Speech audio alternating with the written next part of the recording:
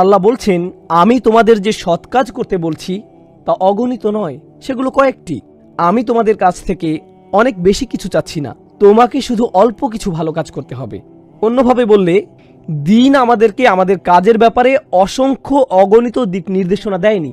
আল্লাহ আমাদের কাছ থেকে অল্প কয়েকটি বিষয় চেয়েছেন, আর আমরা সেগুলো করতেই ব্যর্থ হচ্ছি। আর এখানে সলিহাত শব্দের মধ্যে আমরা বুঝতে পারছি যে আল্লাহ আমাদের কাছ থেকে অল্প কয়েকটি বিষয় চেয়েছেন। এটা যদি সলিহা হতো তাহলে এটা অনেক বেশি হতো, অলংকারিকভাবে অনেক বেশি কাজ হতো। সুবহানাল্লাহ। তাহলে সেই অল্প কয়েকটি বিষয় কি? মুহাররামাত, খুবই অল্প। আবশ্যিক কাজগুলো খুবই অল্প। এরপর আরও কিছু বিষয় আছে যেগুলো মুসলিম হিসাবে আপনার জীবনকে সৌন্দর্যমণ্ডিত করে। সেগুলো হলো নবীজি সাল্লাল্লাহু আলাইহি ওয়াসাল্লামের সুন্নাহ। এমন কিছু আচরণ আছে যা আপনার ব্যবহার, শিষ্টাচার, আচরণকে উন্নত করে তোলে, যেগুলো আপনার ঈমান আর তাকওয়াকে বাড়িয়ে তোলে। কিন্তু এর অন্তঃস্থলে অল্প কিছু বিষয় আছে যেগুলো আপনাকে অবশ্যই করতে হবে, এবং এমন অল্প কিছু বিষয় আছে যেগুলো আপনি অবশ্যই করবেন না। আর এগুলো খুব বেশি নয়, এগুলো এতই কম যে কোনো মুসলিম এগুলো জানে। আমাদের দিনের মূলে এত অল্প বিষয় রয়েছে যে কোনো মুসলিম জানে তার কি করা উচিত আর কি করা উচিত নয়। এমনকি যে লোক ইসলামের কিছুই জানে না সেই লোকও জানে তার 5 ওয়াক্ত নামাজ পড়া উচিত, সেই লোকও জানে তার রমজানে রোজা রাখতে হবে, সেই লোকও জানে তার হজে যাওয়া উচিত, সেই লোকও জানে তার প্রতিবেশীর কাছে ইসলাম সম্পর্কে কিছু বলা উচিত, অন্তত তার ইসলাম সম্পর্কে কিছু বলা উচিত। সে হয়তো একটা সিডি দেয় বা একটা কার্ড দেয়, এই সাধারণ বিষয়গুলো সবাই জানে। এমনকি আপনি যদি একাডেমিক শব্দ নাও জানেন, এগুলো খুবই অল্প কয়েকটি। এটা হলো প্রথম বিষয় যা আমি এখানে উল্লেখ করতে চাই। তো সলিহাত নিয়ে দ্বিতীয় বিষয়টি হলো, আরবিতে আমরা বলি এই শব্দটিতে নুজুম ও তাআদ্দি রয়েছে। বাংলা এটা দিয়ে বোঝানো হয়, আমি এখানে কিছু কঠিন শব্দ বলবো, তবে আমি আপনাদের জন্য এটা সহজ করে বোঝাবো। এই শব্দটি একই সাথে সকর্মক এবং অকর্মক ক্রিয়া। সলিহাত শব্দটি দিয়ে এখানে সকর্মক বোঝানো হতে পারে, যা আরবিতে বলা হয় তাআদ্দি বা মুতাআদ্দি, এবং অকর্মক বা লাজিম বা অনির্দিষ্ট লুজুম। এর মানে কি? এটা বোঝার সুবিধা হলো, সলিহাত দিয়ে কোনো কাজের বর্ণনা বোঝানো হতে পারে। সালেহ মানে হলো যা সংশোধন করে, তাহলে এগুলো হলো সংশোধিত কাজ। এগুলো সবই সংশোধিত ভালো কাজ, এমন কাজ যা মূলত ভালো এবং এর ফলাফলও ভালো, তখন এটা হবে লাজিম। কিন্তু যখন এটা মুতাআদ্দি, এর অর্থ কি হবে জানেন? যে এটা করে সে ভালো, অর্থাৎ এগুলো এমন কাজ যারা এটা করবে তারা ভালো। অন্যভাবে বললে, এখানে সলিহাত দিয়ে কোনো কাজের বর্ণনা হতে পারে অথবা কোনো লোকের বর্ণনাও হতে পারে যে ভালো। আপনি একজন ভালো মানুষ হতে চান, ভালো কাজ করতে শুরু করুন, ভালো কাজ করুন, এমনিতেই আপনি একজন ভালো মানুষে পরিণত হবেন। এই সূরায় ভালো কাজকে ঔষধের মতো বলা হয়েছে, যা আপনাকে ক্রমশই ভালোর দিকে নিয়ে যায়। সুবহানাল্লাহ। সুতরাং কাজটি মূলত একটি ভালো কাজ এবং তা আপনাকে ভালো মানুষে পরিণত করে, এটা আপনাকে সংশোধন করে, এটা আপনাকে সারিয়ে তোলে। আর আপনি যতই এ থেকে দূরে যান, আপনার অসুস্থতা ফিরে আসে, আর যতই আপনি এই ঔষধ নিতে থাকেন ততই আপনি সেরে ওঠেন। এটাই অসাধারণভাবে সলিহাত শব্দে ফুটিয়ে তোলা হয়েছে। আল্লাহ তাআলা চমৎকারভাবে একে চিত্রিত করেছেন, ইল্লাল্লাযীনা আমানু ওয়া আমিলু আস-সলিহাত। আওয়াসি শব্দটি ওয়াসাহু এবং আওসাহু শব্দের সমার্থক। কাউকে চাপ দেয়া, কাউকে আদেশ করা, বিকাদা, অমুক কাজ করা। উদাহরণস্বরূপ আমি যদি বলি ওয়াসাইতুকা বিসসালাহ, এর অর্থ আমি আপনাকে নামাজ পড়তে বলছি, আমি আপনাকে বলছি আপনার আসলে নামাজ পড়া উচিত। আমি শুধু আপনাকে বলছিই না, আমি আপনাকে বোঝাচ্ছি, অন্তর দিয়ে অনুধাবন করতে বলছি। আমি আমার সর্বোচ্চ চেষ্টা করছি।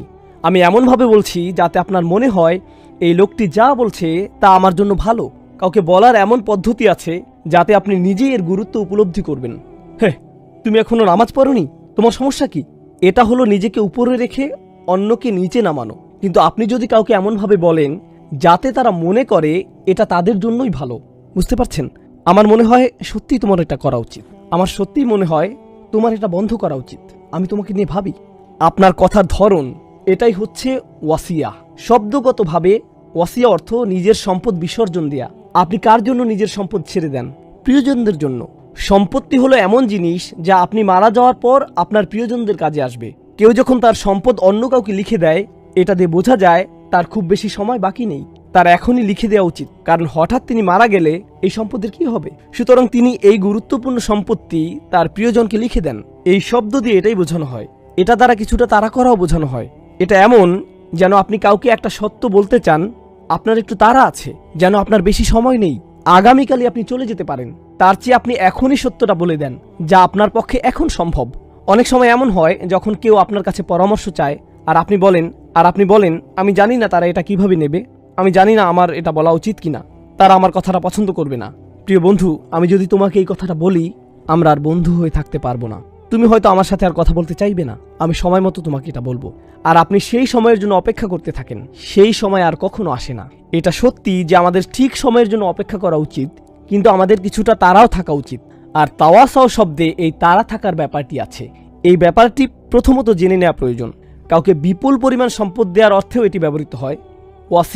ওয়াসিয়া বলতে বোঝায় যখন আপনি কাউকে বিপুল পরিমাণ জমি লিখে দেন বা বিশাল বাড়ি, একটা বড় এলাকা, তাওয়াসি দিয়ে এটাও বোঝায়। তাই এটা দিয়ে ইঙ্গিত করা হয় আপনি কাউকে যা বলছেন তা নিঃসন্দেহে তার জন্য গুরুত্বপূর্ণ উপদেশ। তার জন্য এটা খুবই মূল্যবান সম্পদ যা আপনি তাকে দিয়েছেন। এটা সত্যিকার অর্থেই তার কাজে আসবে। বুঝতে পারছেন? তাহলে এটা হলো এর দ্বিতীয় অর্থ। আর সবশেষে তাওয়াসি শব্দটি বাবে তাফাউল থেকে এসেছে, যার অর্থ হলো আল ইশতিরাক। এর মধ্যে এমন কিছু বিষয়ের প্রতি ইঙ্গিত করা হয় যা আপনারা মিলিত হয়ে একে অপরের জন্য করে থাকেন। অর্থাৎ আপনি অন্যকে একটি সত্য বিষয় জানান এবং অপরজনও আপনাকে একটি সত্য জানায়। এই শিক্ষাটি আজ আমরা জানব। যখন আপনি কাউকে একটা ভালো উপদেশ দেন, মাঝে মধ্যে এমন ঘটে তারা আপনার দিকে তেড়ে আসে আর বলে, ও তাই, আর তুমি কি করো? তুমি আমাকে এটা করতে বলছো, আর আমি তোমাকে এটা করতে দেখেছি, ইত্যাদি ইত্যাদি। সে আপনাকে খোঁচা দেয়, আপনার দিকে তেড়ে আসে। এমত অবস্থায় স্বাভাবিক মানুষের প্রতিক্রিয়া হবে, ভাই আমি তোমাকে একটা ভালো কথা বললাম আর তুমি আমাকে উল্টা কথা শোনাচ্ছ। এটা আমার ভালোর জন্য না, বরং তোমার ভালোর জন্য। কিন্তু তাওয়াসি দিয়ে তোমার ব্যাপার এবং আমার ব্যাপার দুটোই বোঝায়। সুতরাং সে যদি আপনার দিকে তেড়েও আসে, তাওয়াসাউ বিল হক এর শিক্ষা হলো এখানে আপনার উচিত হবে, আসলে ভাই তুমি ঠিকই বলেছ, আমার এটা নিয়ে সংশোধন হওয়া উচিত, এটুকুই আপনার বলা উচিত। এটাই হলো তাওয়াসাউ বিল হক এর শিক্ষা। এই শিক্ষাটি আমরা উমর বিন খাত্তাব রাদিয়াল্লাহু তাআলা আনহু থেকে পাই। একবার তিনি হাঁটছিলেন, পুরো ঘটনা না, সারমর্মটা বলছি। তিনি কোথাও যাচ্ছিলেন, তো পাশেই এক বাড়ির জানালা দিয়ে তিনি দেখতে পেলেন একজন লোক কিছু একটা পান করছে। তিনি তাৎক্ষণিক বাড়ির ভিতর ঢুকে গেলেন এবং লোকটিকে ধরে ফেললেন। হারাম! লোকটি বলল, আমি দেখতে পাচ্ছি আপনি 3টি হারাম কাজ করেছেন। 3টি হারাম কাজ। প্রথমত, আপনি অন্যের ঘরের ভেতরে তাকিয়েছেন। দ্বিতীয়ত, আপনি অন্যের ঘরে অনুমতি ছাড়াই ঢুকেছেন। তৃতীয়ত, আপনি কুধারণা করেছেন। আপনি কিভাবে জানলেন আমি মদ খাচ্ছি? ওমর বিন খাত্তাব বললেন, তুমি ঠিক বলেছ। এরপর তিনি চলে গেলেন। তিনি কিছুই বললেন না। কয়েক সপ্তাহ চলে গেল। তিনি একটি খুতবা দিচ্ছিলেন, আর সেই লোকটি সেই খুতবায় ছিল। সে পেছনের দিকে বসেছিল।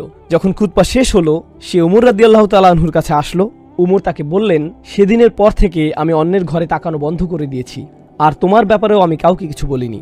আর লোকটি বলল, সেদিনের পর থেকে আমিও মদ খাওয়া ছেড়ে দিয়েছি।